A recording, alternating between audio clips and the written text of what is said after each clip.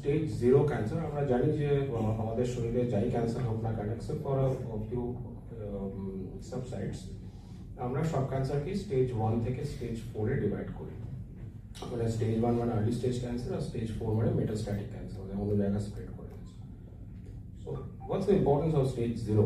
Stage zero basically pre cancerous condition, যেগুলো থেকে যদি ওগুলো থেকে যায় পারসিস্ট করে শরীরে, যদি ট্রিটমেন্ট না হয় তাহলে সেগুলো পরে ক্যান্সারে কনভার্ট করতে পারে। আর তারপরে স্টেজ 1 টু স্টেজ 4 যেরকম ন্যাচারাল প্রসেস ক্যান্সার সেরকম এগুলো গ্রো করে।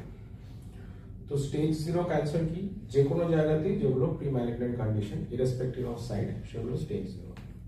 আমরা যেরকম শুনলাম যে ব্রেস্টে there is an entity called ductal carcinoma in situ DCIS, সেরকম ধরুন খাদ্যনালীর ভেতরে আমাদের যে লার্জ ইন্টেস্টাইন থাকে সেখানে অ্যাডেনোমাটাস পলিপ বলে এক ধরনের জিনিস হয়।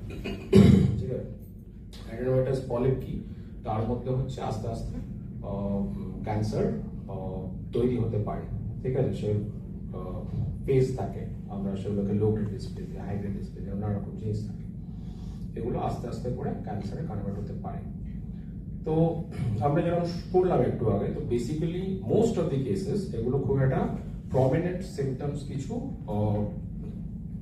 আসে না। ঠিক আছে, তো আইডেন্টিফাই করার একমাত্র উপায় হচ্ছে স্ক্রিনিং, আর সেটাই হচ্ছে স্ক্রিনিং এর importance.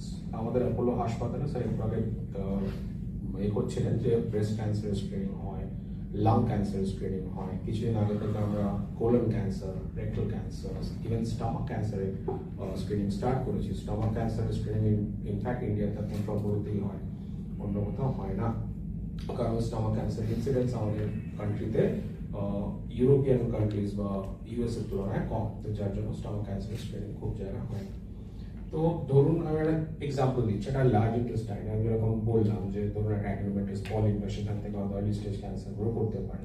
How will you understand? মানে সেটা কিন্তু ডেফিনেট কোনো প্রুফ বা সিমটমস কিছু থাকে না।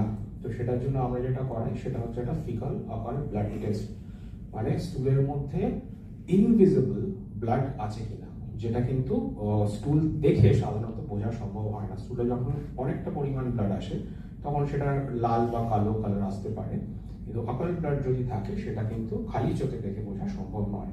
তো যার জন্য কিছু স্পেসিফিক রিস্ক ফ্যাক্টর বা স্পেসিফিক এজের পরে আমরা হচ্ছে ফিকাল আকাল ব্লাড টেস্ট করাই, করে আমাদের বুঝতে হয় যে সেটার মধ্যে ব্লাড আছে কিনা।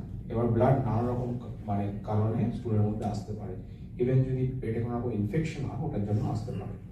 তো তখন আমরা যেটা করি, we do something called colonoscopy। আপনারা নাম শুনেছেন সবাই, করার কিছু নেই। বেসিক্যালি কোলোনোস্কোপি করে তখন আমাদের যেটা বুঝতে হয় যে কোনো সেরকম স্মল কিছু গ্রোথ বা স্মল কিছু আছে কিনা, নর্মালি কিছু আছে কিনা। এইবারে ইনসিটু যেটা মজা সেটা হচ্ছে ইনসিটু ক্যান্সার কাকে বলে, স্টেজ জিরো ক্যান্সার কাকে বলে। এই ক্যান্সারগুলো সাধারণত লিম্ফ্যাটিক্স দিয়ে স্প্রেড করে, লিম্ফ নোডস, আপনার আশা করি অনেকেই জানেন যে ক্যান্সার লিম্ফ নোডে স্প্রেড করে। তো লিম্ফ নোডে স্প্রেড করার জন্য ক্যান্সারকে একটা জায়গা পর্যন্ত বিস্তার করতে হয়, তখন সেটা লিম্ফ্যাটিক্স অ্যাক্সেস পায়, সেখান থেকে লিম্ফ নোডে যায়। যদি খুব সুপারফিশিয়াল ক্যান্সার হয় সেটা লিম্ফ্যাটিক্সের অ্যাক্সেসই আসে না, তো যার জন্য লিম্ফ নোডে স্প্রেড করার কোয়েশ্চেন আসছে না, এবং অন্য জায়গায় স্প্রেড করার তো কোয়েশ্চেনই নেই। তো যার জন্য সাধারণত ইনসিটু যেগুলো ক্যান্সার, স্টেজ জিরো ক্যান্সার, এইগুলো জাস্ট অপারেশন করে বাদ দিয়ে দিলে এবং ফাইনাল বায়োপসি রিপোর্টও যদি দেখা যায় সেটা স্টেজ জিরো ক্যান্সারই থাকছে, then the patient does not require any other treatment, কোনো কেমোথেরাপি, কোনো রেডিয়েশন থেরাপি, এগুলো কোনো কিছুই প্রয়োজন পড়ে না। আমরা জানি যে ক্যান্সারের স্টেজ বাড়ার সঙ্গে সঙ্গে সে ক্যান্সার একটা, দেখুন ক্যান্সারের চিকিৎসা তিনটে তো পায়া হয়, একটা অপারেশন, একটা কিমো, একটা রেডিয়েশন। এই তিনটে পায়া আমরা সাধারণত অনেক সময় কম্বাইন করে দিই যে যে ক্যান্সার যেরকম চিকিৎসা সেটার উপরে। স্টেজ জিরো ক্যান্সার গুলো সাধারণত হচ্ছে জাস্ট অপারেশন করলেই হয়ে যায়, আর কিছু